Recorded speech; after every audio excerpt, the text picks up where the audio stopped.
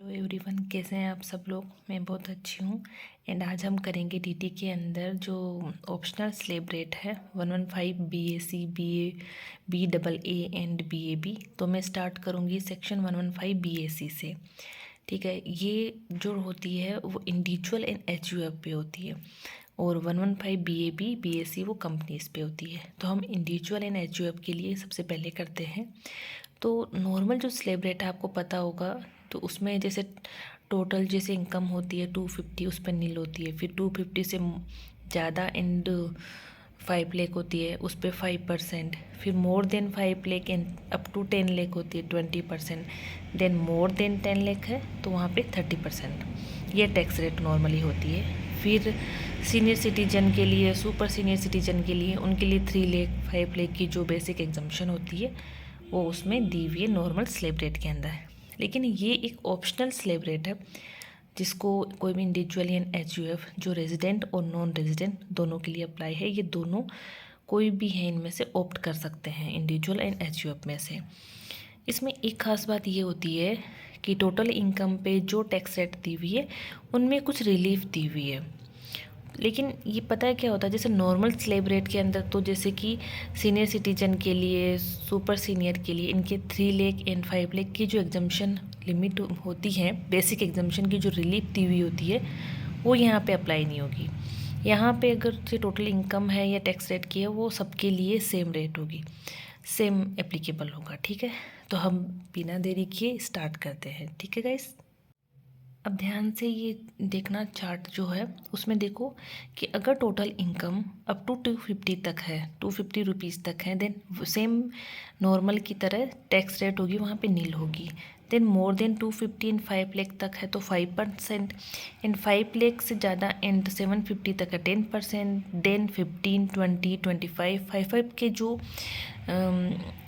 उसमें डिफरेंस में ये आगे बढ़ता जा रहा है। इंक्रीमेंट जो हो रहा है वो 5% से हो रहा है और लास्ट में जाके मैक्सिमम जो है वो 30% है। ठीक है, इसमें एक तरीका और होता है कि अगर तुम्हें टैक्स रेट याद करनी हो तो देखो, एक होता है जैसे कि ये मिनिमम 250, 500, 750 ऐसे ना, तो उस उनको जैसे 2.5 लाख है ना, तो उसको 2.5 को तुम 2 से मल्टीप्लाई करो तो कितना होता है 5%। तो ये देखो कि 2.5 को 5 लाख से वो सॉरी 2 से मल्टीप्लाई करोगे तो 5% हो जाएगा। देन 5 को 2 से करोगे देन 10% हो जाएगा। 7.5 को करोगे तो 15% हो जाता है। 10 को तुम करते हो मतलब तो 20 हो जाएगा। 12.5 को करोगे 25, देन 15 को 2 से मल्टीप्लाई करने पे 30। ऐसे तुम रेट याद कर सकते हो। उसके अलावा अगर जो भी इंडिविजुअल एंड HUF इस स्लैब रेट को, टैक्स की स्लैब रेट को ऑप्ट करते हैं, देन क्या होता है कि नॉर्मली तो क्या जो डिडक्शन सैलरी हेड के, अदर सोर्सेज के, हाउस प्रॉपर्टी के, PGBP के जो भी डिडक्शन और अलाउंसेस जो मिलते हैं वो इस केस में क्या होता है नहीं मिलते। वो कौन कौन से होते हैं वो हम देखते हैं अभी। ठीक है, सैलरी हेड के अंदर हम देखते हैं फर्स्ट होता है सेक्शन 10(5) वाला LTC लीव, जो ट्रेवल कंसेशन है वो मिलता है, वो इसमें नहीं मिलता अगर ये स्लैब रेट ऑप्ट करते हैं। तो देन आता है हाउस रेंट अलाउंसेस नहीं मिलेगा। अलाउंसेस टू MP MLA को वो नहीं मिलते हैं। 1032 के अंदर पेरेंट्स को जो माइनर चाइल्ड की जो इनकम क्लब होती हैं उनको क्या होता है अप टू 1500 पर एनम तक एक डिडक्शन दिया जाता है सैलरी हेड के अंदर। तो क्या होता है इसके अंदर वो डिडक्शन नहीं मिलेगा। देन सेक्शन 16 मोस्टली क्वेश्चंस है यहाँ से पूछते हैं, जैसे कि professional tax, standard deduction and entertainment allowances जो मिलते हैं नॉर्मली, वो अलाउंसेस वगैरह हम नहीं मिलेंगे अगर ये स्लैब रेट ऑप्ट कर लेते हैं तो। लेकिन एक एक्सेप्शन है, मतलब एक्सेप्शन मतलब ये जो 4 जो दिए हुए हैं अलाउंसेस वो इस केस में मिल जाएंगे। ये ऑप्शनल जो स्लैब रेट है ना 115 BAC में ऑप्ट करने पे भी ये मिल जाएंगे। वो कौन से? ट्रांसपोर्ट अलाउंसेस हो जाता है, port allowances, conveyance allowances, travel on tour allowances and daily allowances, वो मिल जाएगा सैलरी हेड में।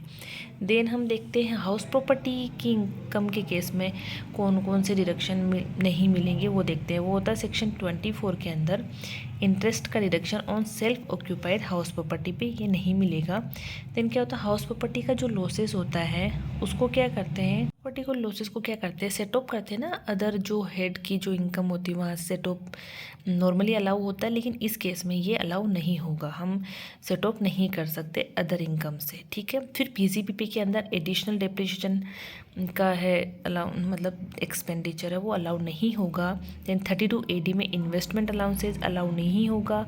सेक्शन 33 AB ABA में टी को फिर रबर वाला अलाउ नहीं होगा। फिर साइंटिफिक रिसर्च किया जाता है किस किस में, तो उसके लिए डोनेशन जो दिया जाता है वो अलाउड नहीं होंगे खर्चे, जैसे कि donation to institute, university, college, research association या फिर इंडियन कंपनी जो इंगेज्ड है रिसर्च एंड डेवलपमेंट के अंदर, फिर ITI, नेशनल लेबोरेटरी, इनको जो डोनेशन दिया जाता है उनका खर्चा है अलाउ नहीं होगा। उसके बाद में है सेक्शन 10AA के अंदर सेज वाले जो वो डिडक्शन नहीं मिलेगा। 35 AD में स्पेसिफाइड बिजनेस के एक्सपेंडिचर अलाउड नहीं होंगे। Then 35 CCC agriculture extension project वाले खर्चे अलाउड नहीं होंगे। ये होते हैं PGBP के खर्चे जो अलाउड नहीं होंगे अगर स्लेब रेट है ये 115 BAC में ऑप्ट कर ले तो, ठीक है। अब आते हैं अदर सोर्सेज के अंदर एक आता है फैमिली पेंशन है, वो उसका डिडक्शन मिलता है तो सेक्शन 57 में वो यहाँ पे अलाउड नहीं होगा। फिर और भी डिडक्शन होते हैं, अदर जो डिडक्शन होंगे अंडर चैप्टर 6A वाले वो तो मिलेंगे ही नहीं, अलाउड होंगे ही नहीं। सेक्शन जो है ना अंडर चैप्टर 6A वाले उसमें दो एक्सेप्शंस है। दो एक्सेप्शंस में ATJJAA वाले और एक है ATCCD2 वाले। तो ATCCD2 में कौन सा आता है, जो एम्प्लॉयर का कंट्रीब्यूशन होता है ना एम्प्लॉय के लिए, वो जैसे जो एम्प्लॉयर का कंट्रीब्यूशन और 10% of salary which ever lower जो डिडक्शन मिल जाता है वो यहाँ पे अलाउ हो जाएगा।